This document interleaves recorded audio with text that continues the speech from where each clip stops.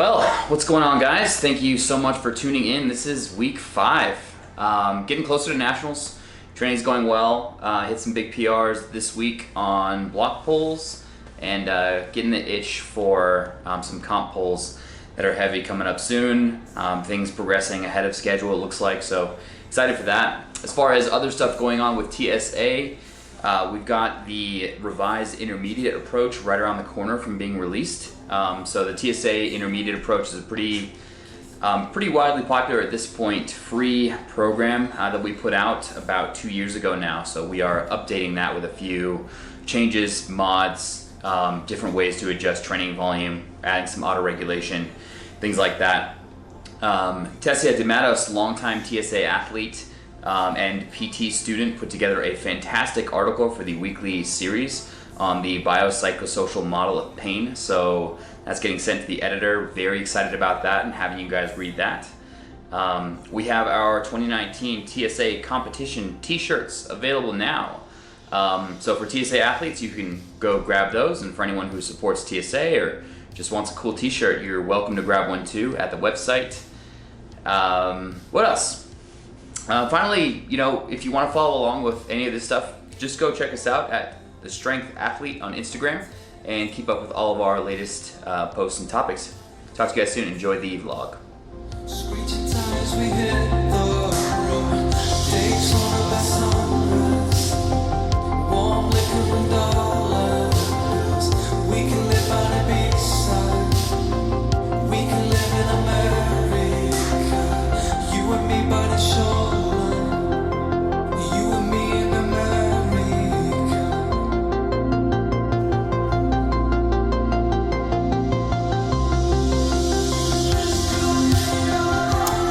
Man, good song. I just had to let that one run for a bit before starting this up.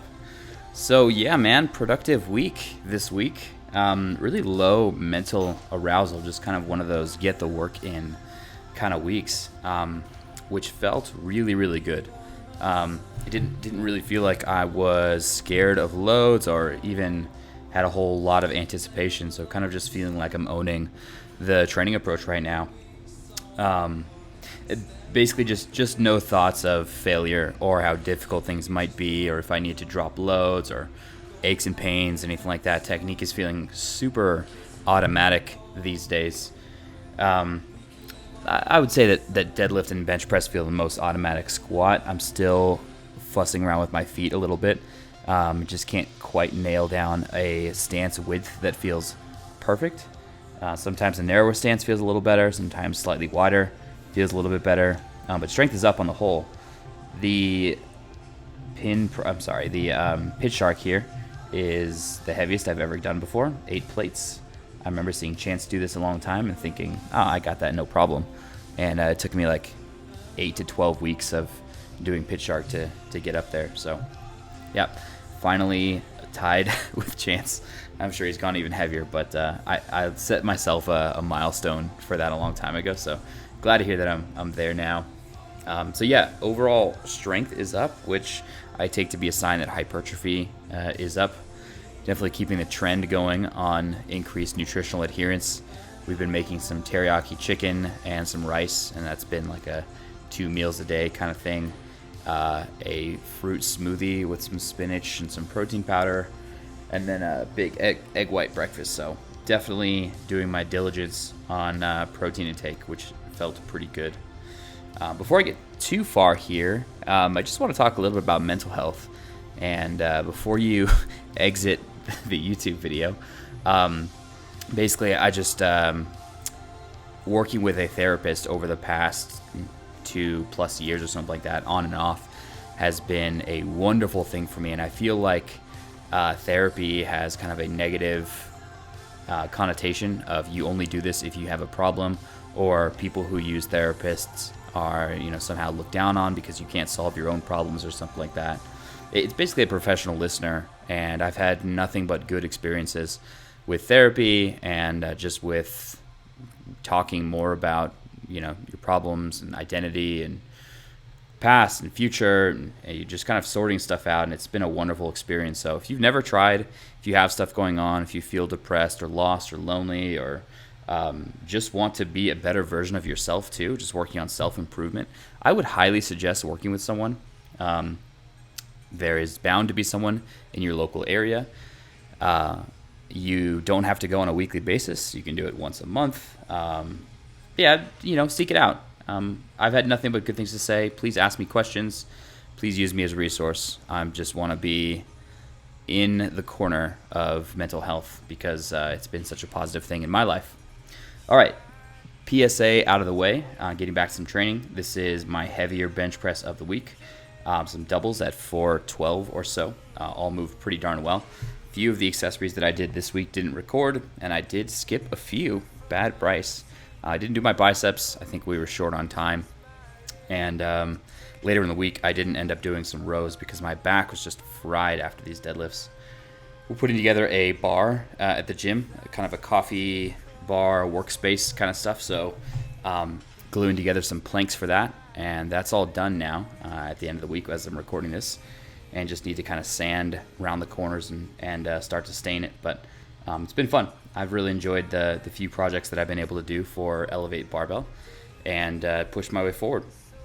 So as we said, hypertrophy is increasing. Strength is going up little bits compared to the last mesocycle on most of the exercises here, as I've just been able to push my way forward.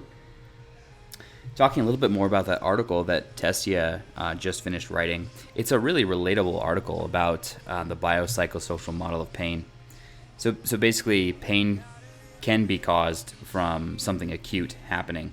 But oftentimes, based on some research we know from medicine, pain doesn't necessarily have to have a physical correlate.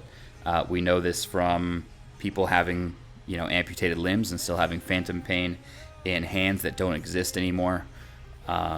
Or we know that pain can be modulated by previous experience. So if you got bit by a rattlesnake, as Tessia explains in the article, anytime you're hiking, again, you're hypersensitive to things that look like sticks or something like that because you don't want to experience pain like that. And you can have phantom pain responses for things that don't really exist. So pain is super interesting. And I think it's really important for powerlifters to look into this just because the type of pain that powerlifters are prone to is the more chronic variety rather than the acute variety of something specifically happening to you.